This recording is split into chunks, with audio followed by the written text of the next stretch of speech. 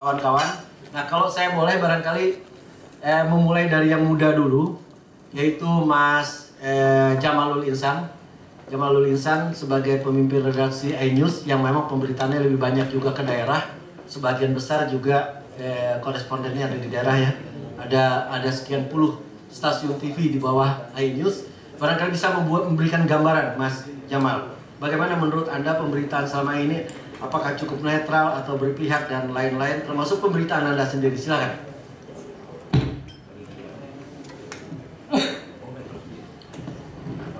Baik, terima kasih Mas Haris. Assalamualaikum warahmatullahi wabarakatuh. Saya mungkin akan berbicara mewakili selain iNews TV, sekaligus juga mungkin mewakili JTI juga. Oleh karena memang ketika kejadian Tolikara itu muncul, kita bergerak, saya atas nama IJTI dulu, kita langsung waktu itu membahas dengan teman-teman di IJTI bagaimana kita menyikapi pemberitaan yang waktu itu belum berkembang, tapi sudah mulai. Jadi hari pertama itu mulai ada di salah satu di media TV, tapi di online juga sudah mulai. Kita segera membuat semacam rilis lah gitu ke teman-teman IJTI di daerah, termasuk juga di Jakarta, sekaligus juga kita sebarkan melalui Twitter dan sebagainya. Bagaimana kita harus lebih berhati-hati katakanlah untuk memberitakan peristiwa tersebut, ya. Jadi ada poin-poinnya, nanti saya kira mungkin kalau kita bisa lihat di Twitternya ada, itu kita kirimkan juga, kita buat di website dan sebagainya. Intinya adalah kita mengingatkan kawan-kawan di daerah, terutama yang berada di timur dan di Papua dan sebagainya, untuk melihat peristiwa itu lebih jernih, ya, tidak memandang sepotong-sepotong sehingga menimbulkan persepsi yang salah di masyarakat. Nah, kemudian bagaimana di dalam keredaksian kita, di saya sendiri, jadi di iNews itu kebetulan kan TV berjaringan. Kita punya sekitar 48 TV lokal. Jadi kita ketika mendengar siang itu, kita udah mulai mendengar ada kabar yang kita tangkap waktu itu adalah bahwa ada pembakaran, gitu kan. Kemudian meskipun kita punya sekitar 380 koresponden atau kontributor, tapi memang di lokasi di Tolikara sendiri kita nggak ada.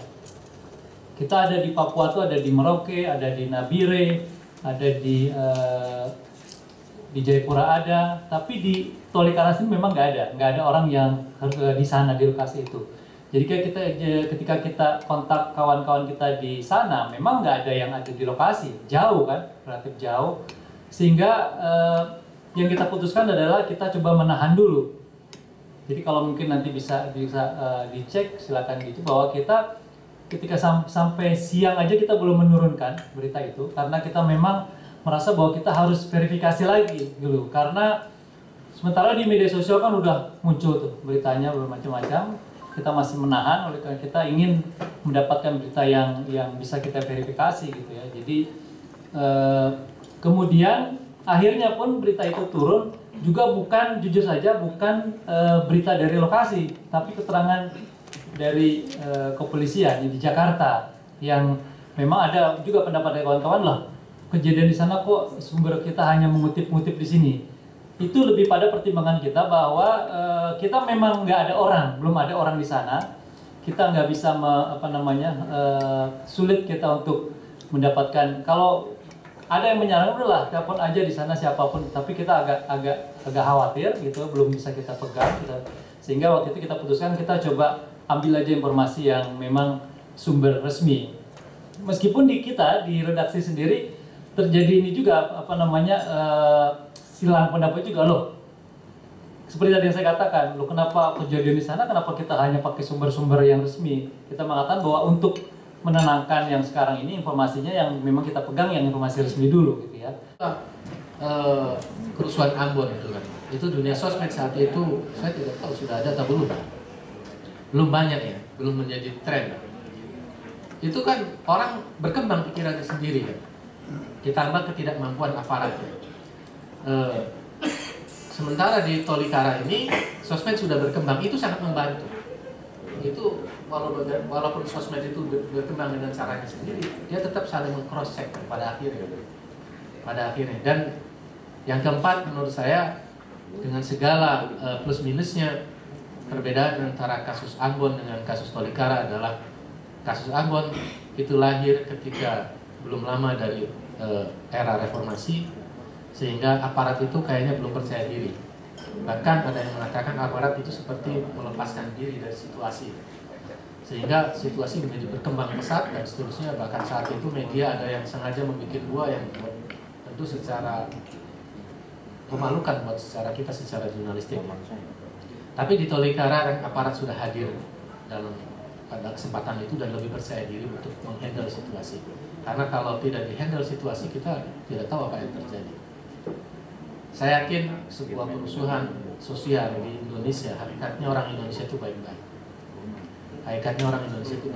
Tapi kalau kita makin dalam, setiap kerusuhan itu sebetulnya bukan sesuatu yang terjadi secara spontan begitu saja. Dan karena itu saya yakin media di Indonesia sangat arif dalam melihat situasi ini, sehingga kita semuanya menjaga bagaimana Tolikara ini menjadi damai, bagaimana Indonesia menjadi damai. Karena dalam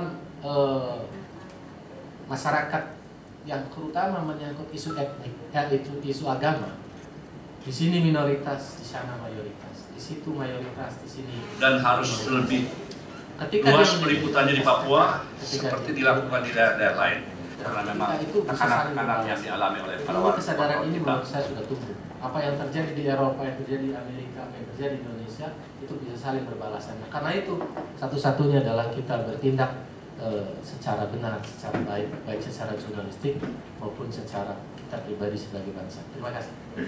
Terima kasih Mas Nasihin. Terima kasih Mas Nasihin. Teman-teman, sebelum dilanjutkan dengan Mas Agus, ada beberapa yang saya pikir perlu kita pertajam dari Mas Nasihin, dan yang kita ingin pertajam ini sebetulnya mirip dengan yang dikemukakan oleh Mas Jamal, yaitu karena jarak dan karena sarana prasarana dalam peristiwa Tolikara, sehingga media sudah memberitakan sebelum dia tahu keadaan yang sebenarnya. Kan kasarnya begitu ya. Karena Republika baru mengirim orang setelah beberapa hari barangkali Mas Nasihin ya. Sebelum itu tentu menerima pendapat-pendapat orang. Dan sebagian seperti Mas Jamal katakan justru pendapat orang-orang dari Jakarta. Pertanyaannya kemudian Mas Nasihin, Mas Jamal, setelah Anda kemudian kirim orang yang tentu saja Anda lebih percaya dan fakta Anda dapatkan dengan lebih nyata karena orang Anda sendiri, apakah ada pandangan-pandangan, pendapat-pendapat sebelumnya yang telah dimuat yang kemudian ternyata Anda sadari merupakan hal yang tidak sama dengan peristiwanya atau bahkan kesalahan? Ada nggak? Atau semua yang Anda dengar dari pernyataan-pernyataan resmi itu benar semua? Silakan. Menurut saya yang paling berat kita sebagai pers dalam kasus Tolikara adalah saya menilai pemerintah itu gagap menurut saya. Pemerintah gagap dalam menghadapi kasus Tolikara. Misalnya kegagapannya adalah ada yang berpendapat surat itu ada. Ada yang berpendapat surat itu tidak ada. Jadi bagaimana ini sama-sama pejabat tinggi negara itu bisa punya dua pendapat. Dan itu saya dari awal lebih percaya kepada Kapolri dalam hal ini, karena Kapolri hadir di sana, datang ke sana. Jadi mestinya Kapolri lebih akurat daripada pejabat yang satunya lagi. Tapi kan tetap kita harus yang satu lagi ini siapa? Tito. Karena yang banyak bicara kan Tito antara lainnya Kapolda.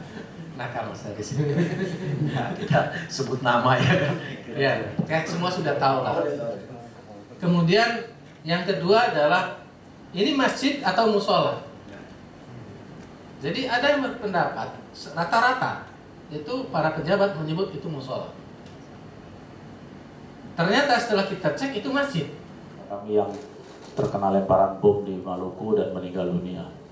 Dan beliau sudah dapat semua informasi, itulah yang beliau sampaikan. Nah kalau tadi ditanyakan video katanya polisi punya tapi belum pernah kita sebar. Terus ada beberapa dokumen-dokumen yang juga belum kita sampaikan. Memang ini bagian kebijakan dari penyidik. Pada saatnya nanti, karena ini kan masih berproses Pak, berproses, dan sampai dengan hari ini prosesnya ini masih banyak respon-respon juga. Karena ada sementara pihak yang ingin supaya itu diselesaikan secara adat, tidak dibawa ke proses pengadilan. Tapi Bapak Kapolri mengatakan saya sudah menahan orang, tidak mungkin untuk saya hentikan saat ini, ataupun nanti seperti apa. Nah, jadi biarkanlah berproses dulu. Nah, sehingga seperti itu. kita Menurut lihat pendapat saya, perkembangannya seperti apa penanganan kasus ini, dan kita terkait dengan pemberitaan Tolikara ini, ya karena mungkin mohon maaf juga kalau saya salah mungkin ya, karena dari media ini tidak punya kepentingan, kelihatannya jadi satu gitu loh. Beritanya itu tidak ada yang apa ya, yang memihak ke sana kemari gitu. Pokoknya fokus apa yang didapat itu yang diberitakan. Tergantung judulnya yang mengerikan, itu yang saya takutkan. Diawali pembakaran musola atau pembakaran masjid. Walaupun Pak Kapolri sudah mengatakan itu melempar kios, merembet ke tempat lainnya termasuk ke tempat ibadah. Tapi besoknya saya sempat talkshow masih juga muncul itu. Nah, ini kebijakan-kebijakan seperti ini mungkin itu media lah yang lebih memahami. Tapi secara keseluruhan pemberitaan terkait Tolikara bagi kami tidak terlalu banyak keberpihakan. Dalam artian bahwa memang apa yang dimiliki itu yang disampaikan. Hanya pada kesempatan ini juga karena kita membahas Tolikara, kami juga memohon dukungan dari pihak pers. Karena proses ini masih tetap berlanjut sampai dengan saat ini, sehingga kami berharap ini bisa kami tuntaskan dalam artian apakah cepat atau lambat, ataukah ada proses-proses lain. Nah, biarkanlah penyidik yang melaksanakan itu dan menuntaskan pekerjaan mereka. Mungkin itu sementara Pak.